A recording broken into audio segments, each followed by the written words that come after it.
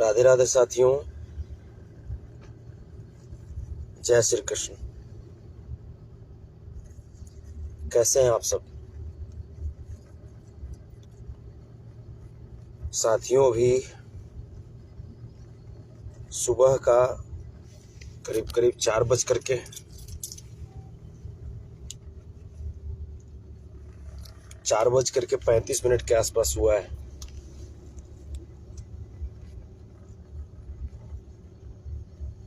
और मैं अभी ऑन द वे हूँ। जैसे कि आप सबको मालूम ही होगा कि,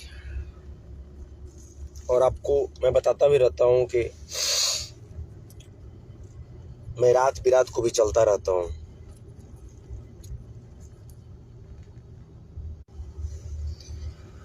समाज सेवा का एक ऐसा नशा मेरे अंदर प्रवेश किया है, मुझे दिन रात पता नहीं चलता। और खास करके अभी जो समाज को अपमानित करने के लिए जो अभी एक षड्यंत्र जो रचा जा रहा है, समाज की बेटी के ऊपर एक से एक चक्रव्यूह रच करके समाज की बेटी को अपमानित करने का जो प्रयास किया जा रहा है,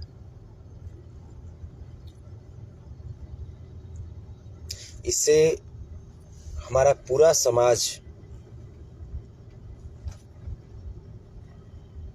चिंतित है और दुखी है। पहले तो मन नहीं कर रहा था कि इस घटना में कुछ साथ दें, लेकिन समाज की बात है और समाज की बेटी का बात है। अगर अपने घर का सिक्का अगर खोटा निकल जाए, इसका मतलब ये नहीं कि उस बच्ची की गलती है। गलती उस बच्ची के बाप की है कि वो समाज की भावना को या तो समझते नहीं या तो समझने की कोशिश नहीं करते, या तो खुद को समाज से ऊपर मानते हैं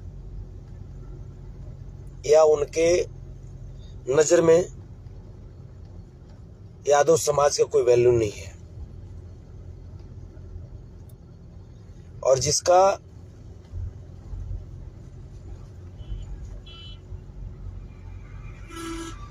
बहुत ही बुरा परिणाम उनके बच्ची, उनके परिवार समेत पूरे यादव समाज को झेलना पड़ता है। जहां साथियों में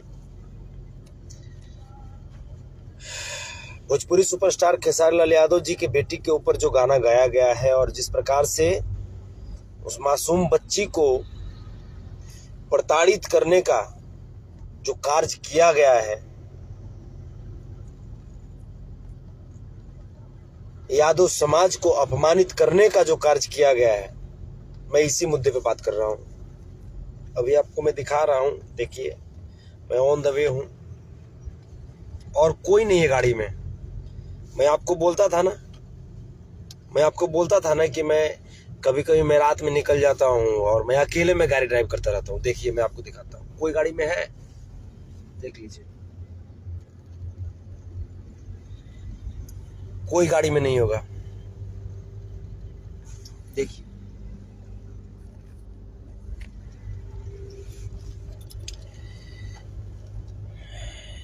अंदर से मन बहुत विचलित है, क्योंकि हम उस कुल खानदान के वारिस हैं जिस कुल खानदान ने द्रौपदी के चीरहरण करने वालों का समूचा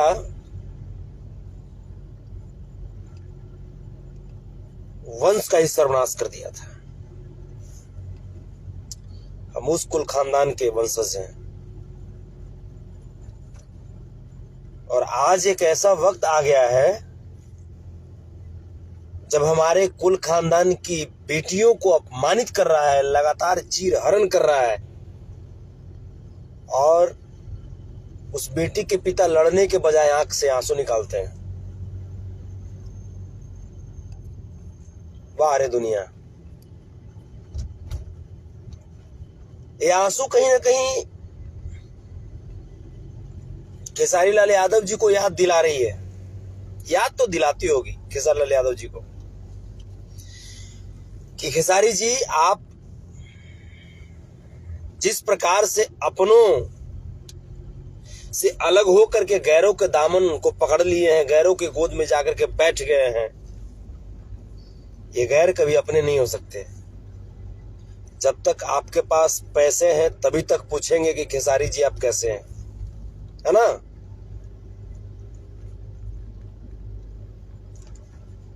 जब तक आपके पास रुतबा है तभी तक इन चाटुकारों का आपके आसपास आबो हवा है, वरना इसको क्या मतलब है जी। ये कब का, इसका इतिहास देखिए ना। आप जिसको अपना मैनेजर बनाए हैं उसका इतिहास उलट करके देखिए ना। जिस कुल खानदान से आता है वो कब यादवों का हुआ है जी, याद कीजिए ना। पृथ्वीराज चौहान और आल्हा रुदल का जंग भूल गए क्या? खेसारी लाल यादव जी, अगर आप पढ़े नहीं हैं तो कम से कम समाज में जो शिक्षित लोग हैं उनके बीच तो कम से कम रहिए। लेकिन आपको तो लगता है कि समाज में शिक्षित लोगों के पास हम रहेंगे तो हमारा स्टारडम शायद गिर जाएगा। यादव समाज के लोग हमको स्टार नहीं मानेंगे, है? अरे भाई साहब,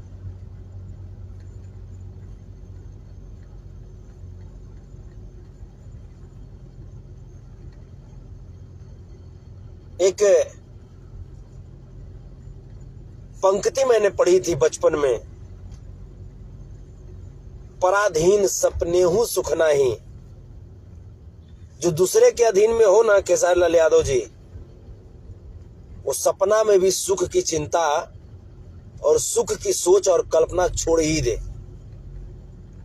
एक और पंक्ति थी, कहीं भली है कटुक निबोरी कनक कटोरी की मैदा से। हमें अपनों के बीच रह करके अगर नमक रोटी और नमक पानी भी पी करके रहना पड़े तो जो आनंद आता है वो आनंद सामने वाले का पुलाव और मक्खन से लगा हुआ रोटी में भी नहीं आता। पता नहीं खेसारी लाल यादव जी कब समझेंगे इस बात को। मैं निजी तौर पे जितना दिन खेसारी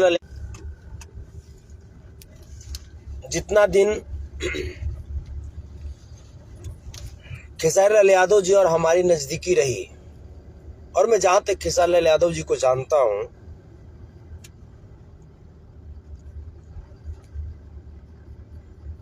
पता नहीं क्यों उन्हें अपनों पे भरोसा पता नहीं क्यों आज तक नहीं हुआ।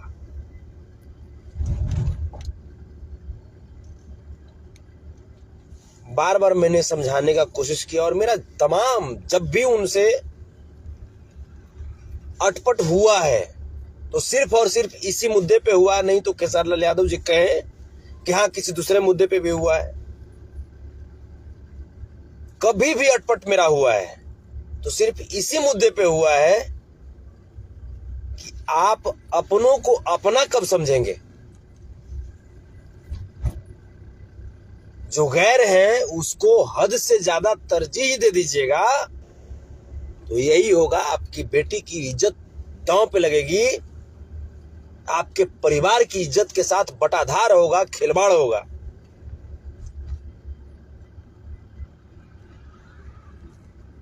क्योंकि जो ऐसा किया है ना, जो आपकी बेटी को लेकर के जो गाना गाया है कृति को लेकर के, उसको और जिस समाज से वो आता है उसको इस बात की चिंता है ही नहीं। क्योंकि वो लड़का जिस समाज से आता है उस समाज के लोगों के नजर में उसको, उसकी बेटियों की यही इज्जत होती है। तो वो आपकी बेटी या हमारी बेटी का इज्जत क्या करेगा?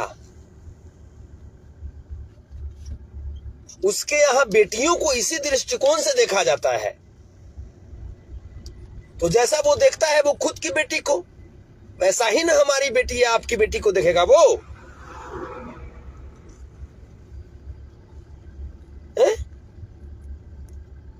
लेकिन हम जिस कुल खानदान से बिलोंग करते हैं, आप जिस कुल खानदान से बिलोंग करते हैं, यह यदुवंश है।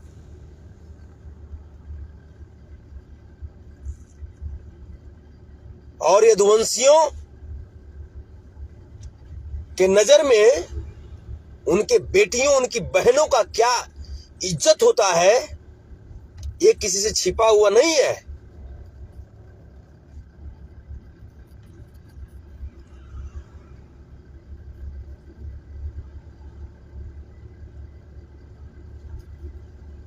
लेकिन है क्या कि इन बातों को खेसारी लाल यादव जी को कौन समझाए?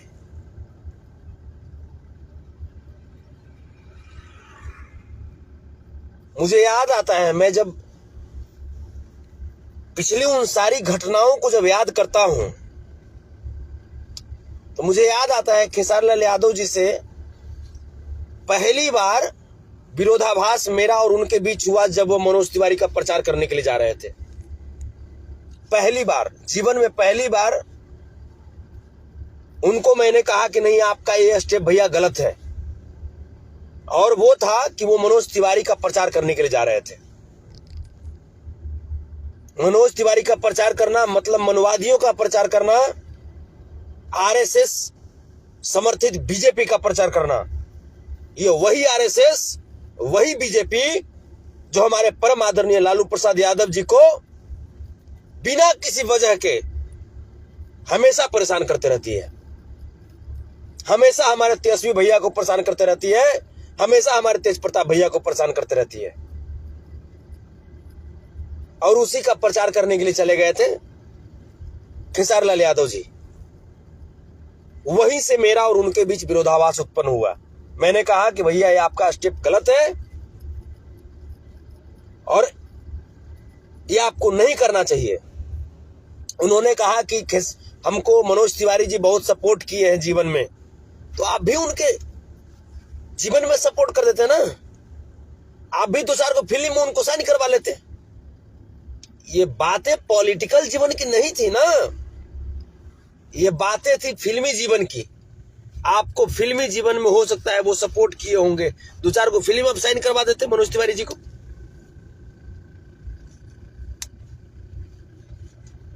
फिल्मी जीवन और पॉलिटिकल जीवन में आकाश जमीन का अंतर होता है। ये बात भी मैंने खेसारी लाल यादव जी को समझाया, लेकिन वो नहीं समझे। आप बताइए, क्या आज मनोज तिवारी जी आपको साथ दे रहे हैं? आपकी बेटी की मान मर्यादा को तार तार किया गया, क्या मनोज तिवारी जी ये चीज नहीं देख रहे हैं? पूरे देश में आपके रोते हुए वीडियो को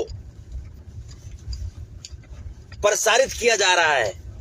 क्या इससे यादव समाज का मान सम्मान नहीं घट रहा है?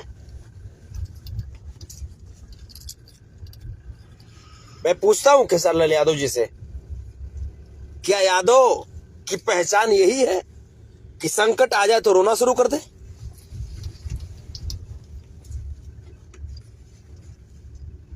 क्या यादव की पहचान यही है कि संकट आ जाए तो रोना शुरू कर दे? यादव की पहचान होती है कि संकट आ जाए ना, जब कोई चैलेंज कर दे,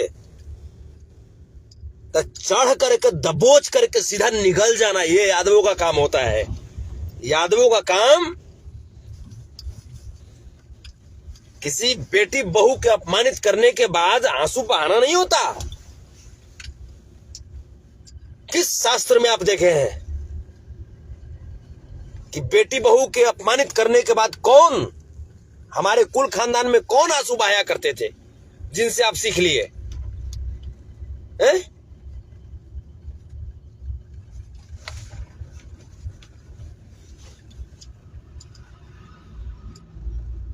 बड़े भाई साहब,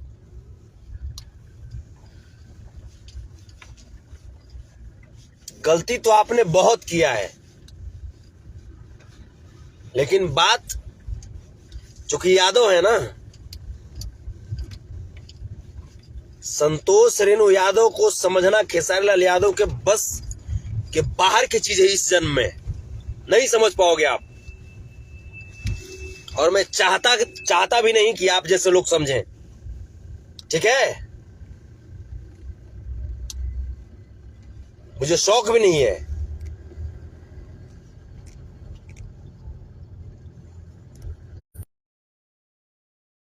जहां पे हूं ना साहब, मुझे अपनी बहनों और अपनी बेटियों की इज्जत की रक्षा करना आता है।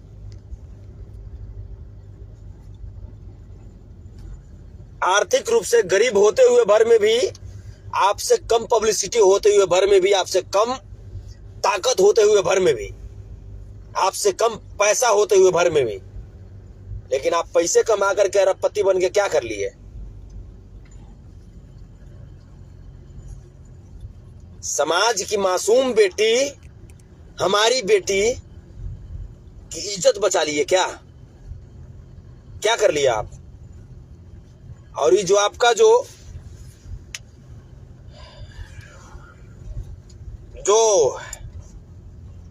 है ना, डबल समझ गए ना, विवेकवा, फ्यूजियन,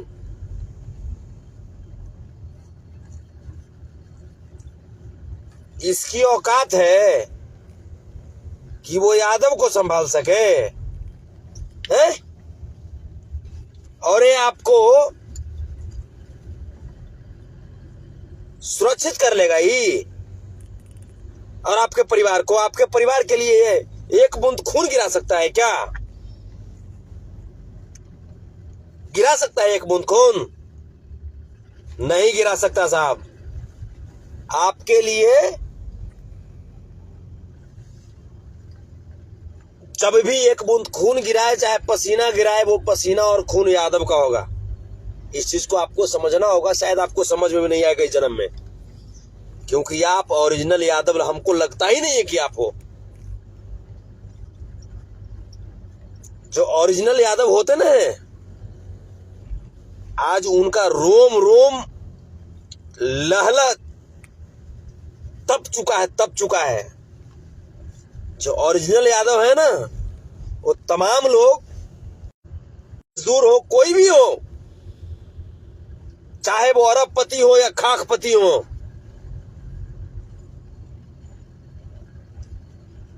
लेकिन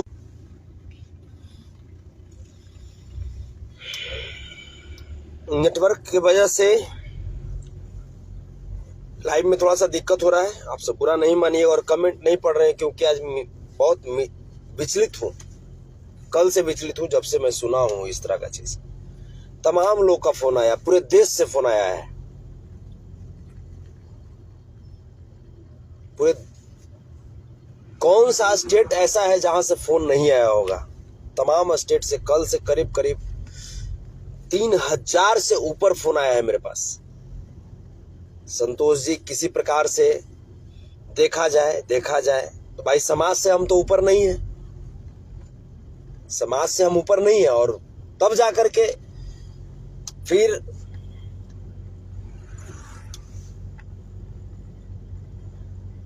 हमने अपने कमेटी में भी बात किया, यदुवंशी सेना कमेटी में भी बात किया। फिर हुआ कि चलिए कोई बात नहीं, खेसारी लाल यादव को जो बुझाए, लेकिन कृति तो हमारी बेटी है, समाज की बेटी है। यदुवंशी सेना का परम धर्म तो बनता है जब समाज जब मुसीबत में आ जाए, परम धर्म तो बन जाता है कि समाज की मुसीबत में समाज को साथ देना और मुसीबत से उबारना।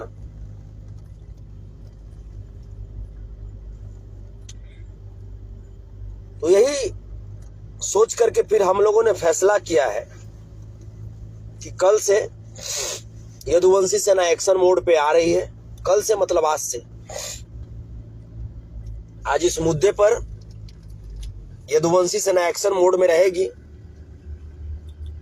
लेकिन हाँ, खेसारी लाल यादव जी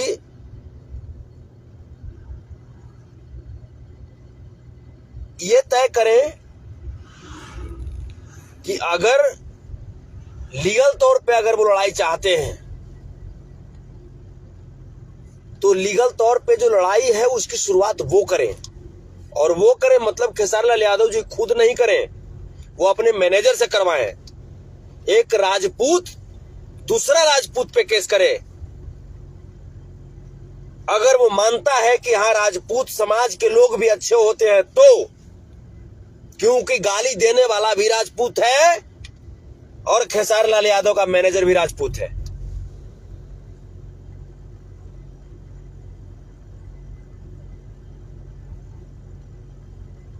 तो जिस समय विवेक सिंह खेसारी लाल यादव जी का मैनेजर बन रहा होगा उस समय तो बहुत भाई प्रॉमिस किया होगा कि भैया आपके हर सुख दुख में हम साथ देंगे। तो इस बात को, इस पंक्ति को यहां पे सही साबित करो कि रघुकुल रीत सदा चली आई, प्राण जाई पर वचन न जाई। ये विवेक साबित करे और केस करे उस पे, और केस करके जैसे भी हो उसे कड़ी से कड़ी दंड देवो, ये विवेक करे। और रही बात, हम तमाम लोगों का वीडियो हम देख रहे हैं, देखे हैं। उस पक्ष से जितने लोग जो वीडियो बना रहे हैं, हम तमाम लोगों का वीडियो देख रहे हैं। और ऐसा नहीं है कि हम उसकी भावना को नहीं समझ रहे हैं।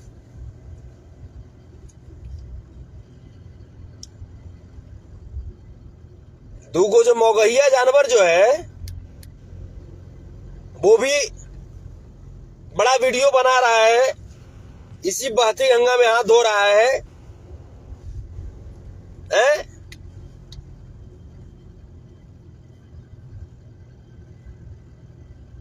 बाबू सब समझते हैं, बस एक ही दिक्कत है ना कि हमरे सिकवा खोटा है ना, तो बढ़िया बढ़िया के इतिहास बना देते। लेकिन तकलीफ एक ही बात का है कि सिक्का हमारा ही खोटा है। खैर भाई, अगला सुपरस्टार है, अगला सुपरस्टार को मैं कुछ नहीं कर सकता, लेकिन बेटी है तो बेटी के लिए तो भाई लड़ेंगे। इस समाज का भी निर्णय है और समाज के निर्णय के साथ यदुवंशी सेना भी निर्णय ले चुकी है। क्योंकि मैंने पहले ही बोला कि समाज से ऊपर कोई नहीं। समाज है तभी हम हैं, या समाज है तभी खेसारी लाल यादव जी भी हैं। और समाज है इसीलिए यदुवंशी सेना संगठन भी है।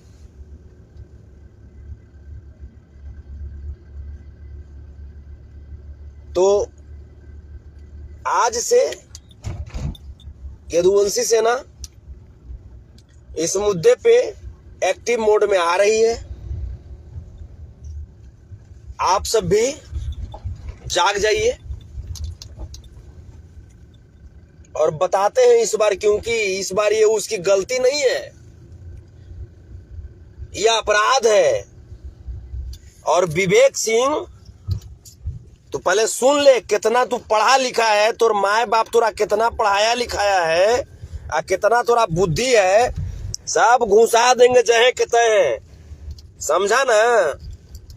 तुम ही बोलते हो आ करके, क्या तुम बोलते हो हैं कि वो मानसिक रूप से विक्षिप्त हो चुका है। आखिर में से मानसिक रूप से विक्षिप्त हम बनवावे हैं? आहिरों में से मानसिक रूप से विक्षिप्त होता है, हम बनवावे, तोर कुल खानदान की इज्जत बच जाएगा हैं? मानसिक रूप से विक्षिप्त हम 2 मिनट में हम बनवा देंगे, हम बर्दाश्त कर लोगे हैं? हो सकता है तुम बर्दाश्त तो कर लोगे।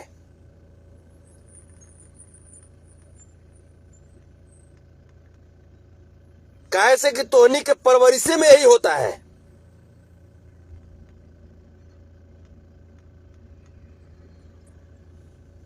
आ रहे एक्टिव मोड में। पहले विवेक सिंह तू पहले केस कर ओकरा पर। आई चैनल उड़ा दिए, गाना उड़ा दिए, दूका पहाड़ा कोई और के पढ़ाना, समझा ना? पहले ओकरा पर तू केस कर, और केस विवेक सिंह करेगा। काहे कि खेसारी लाल यादव के मैनेजर तुम हो। अब विशेष राजनीति मत बतियो, कैसे कि राजनीति के हम गुरुए हैं। जिस खानदान से आते ना वहीं से राजनीति शुरू होता है। तो राजनीति अहिरान के मत समझाओ तू, अहिर के।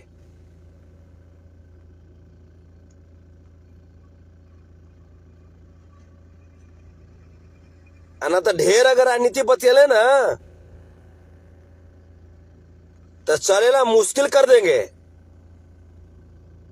चलते कि कोई ऐसा धरती कोना नहीं है जो अहिर से बचा हुआ है, बैकवर्ड से, SC ST से और अल्पसंख्यक समाज से बचा हुआ है।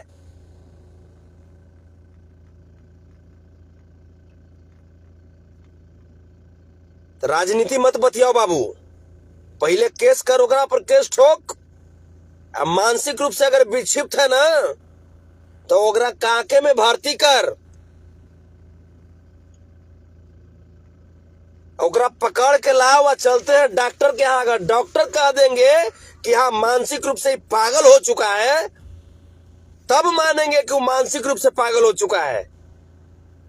तोरा कहे से हम ओकरा मानसिक रूप से पागल नहीं जान जाएंगे, समझा विवेक?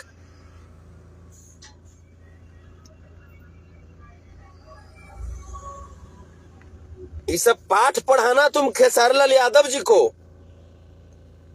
समूचे अहिरान तोरा बढ़िया से जान रहा है।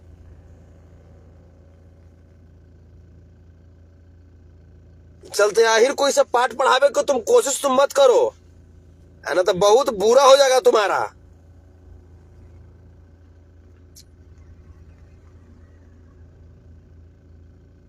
तोहनी के बेटी पर बहन पर आहिर गावे, गवावेगा ना, बर्दाश्त कर लोगे? चाहे तोर बहन पर विवेक गाना हम गवावे हैं? बर्दाश्त तुम करोगे? हम भी कह देंगे कि मानसिक रूप से विक्षिप्त था।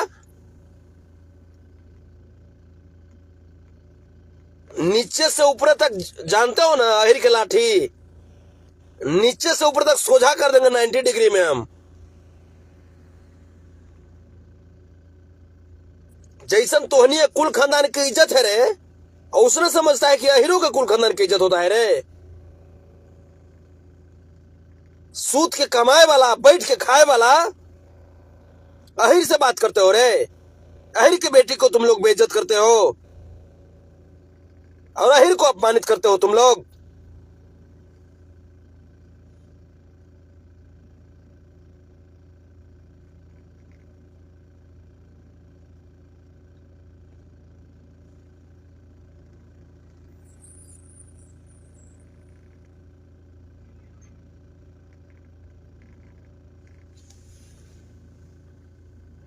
और खेसारी लाल यादव जी, अगर आपको तनिक सा भी आपके बेटी के अपमान का तकलीफ है तो सबसे पहले इस लड़का को पहले आउट कीजिए, इस दोगले को पहले, विवेक को पहले आउट कीजिए, रखिए उसके जगह पे किसी यादव को।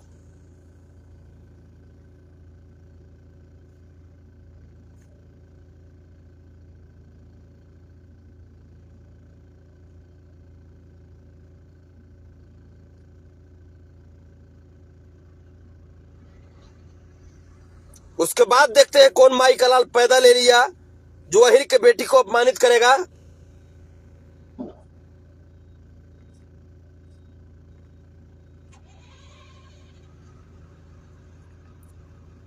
मुझे पढ़ा रहा है, ककहारा पढ़ा रहा है। कल से एक्टिव, कल बोल रहे हैं आज से, आज 1 दिसंबर है और आज से एक्टिव मोड में समाज के कहने पर, चूंकि समाज से बाहर नहीं है, यादव समाज का जितना फोन आया है और जितने जो बुद्धिजीवी लोग हैं, गार्जियन लोग हैं, उन लोगों का फोन आया है और उन लोगों के कहने पर, उन लोगों के विशेष आग्रह पर हम पुनः समाज की मान मर्यादा की रक्षा के लिए यदुवंशी सेना के राष्ट्रीय अध्यक्ष होने के नाते, यादव समाज का एक सदस्य होने के नाते, बैकवर्ड SC ST अल्पसंख्यक समाज का एक सदस्य होने के नाते, शोषित समाज का एक सदस्य होने के नाते इस मुद्दे में अपना कदम डाल रहे हैं और इस बार जो भी होगा स्पष्ट हो जाएगा, क्योंकि कानून सबके लिए बराबर है। और देखते हैं वो कब तक भगोड़ा बनकर के भागता है। बहुत जल्द सलाखों के अंदर उसको डालेंगे, बहुत जल्द। यह यदुवंशी सेना का वादा है, यह संतोष रेणु यादव का वादा है आप सबों से, समस्त यादवों से। और उस बेटी से मैं वादा कर रहा हूं, भले बेटी आपका बाप को यादवों पे भरोसा नहीं रहा, लेकिन यादव लोग बेटी आज भी इतना कमजोर नहीं हुआ है जो बेटी के अपमानित करने के बाद आंसू गिरा दे।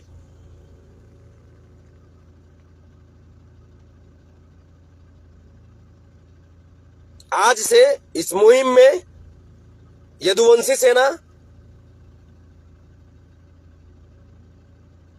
हाथ डाल रही है। जय हिंद, जय भारत, जय यादव, जय माधव, जय यदुवंशी सेना, जय यदुवंशी सेना, जय यदुवंशी सेना, जय हो, प्रणाम। आप सब लोग एक साथ रहिएगा, क्योंकि समाज की बात अब आ गई है। प्रणाम।